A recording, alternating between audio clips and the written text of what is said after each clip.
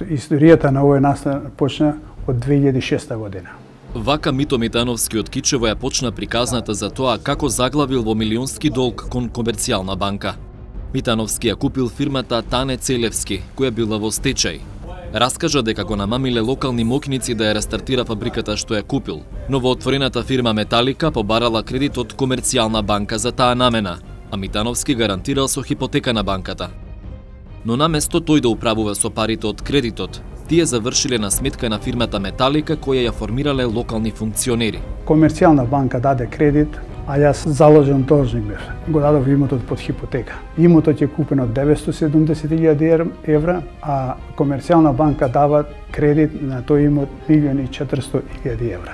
Металика не го враќала кредитот, но затоа правела анекси и го проширувала. Прво за основни средства, потоа и за обртни, без да знае Митановски. Сумата стигнала до 2 милиони евра. Комерцијална банка ја активирала хипотеката и му го одзела целиот имот. Иако под хипотека биле само градежните објекти, сепак Митановски останал и без опремата и без резервите, за кои тврди дека вредноста им била над 3 милиони евра. Не сака ни да разговара со мене, нити комерцијална банка, нити фирмата Металика. Кредитот само се зголемуваше и зголемуваше. Од 1.400.000 евра комерцијална банка исплати на фирмата Металика 2.065.000 евра. Бидејќи Металика не го враќаше кредитот, веднаш се пристапи кон реализација преку извршител Весна Јакимовска. Од сигурни извори после има и цедиња, дознав дека сите пари се префрлени на правни и физички лица. Кредитот беше земен строго наменски за рестартирање на фабриката. Комерцијална банка останува отворена према Народна банка со кредитот од некаде преку 2 милиона евра. И немат како да го прикажат кредитот. После завршување на пресудата во Врховен суд, не поминуваат месец дена, поднесуваат барање за стечај на фирмата Металика и во еден ден фирмата Металика со долг од преку 2 милиона евра према комерцијална банка затвори се прави стечај во еден ден и се бриши Металика од централниот регистар на хартија од вредност и долгот према Народна банка го снемуваат.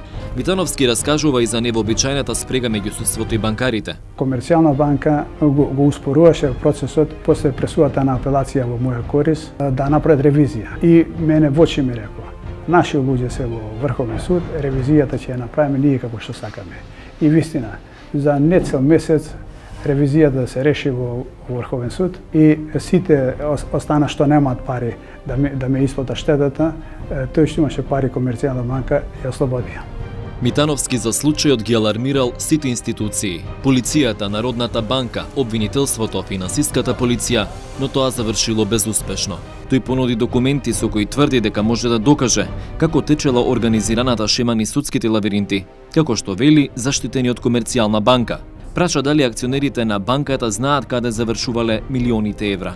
Како може ова да се случува во нашава држава и никој од институциите да не реагира? Да се перат пари од Кичево во Кичево или од Скопје во Кичево, мене ми е нејасно. Од комерцијална банка одговор за овој и за претходните случаи најавија пред да заврши серијалот.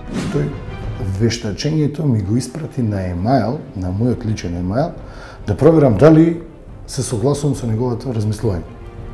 И доколку нешто фали, да допишам сам.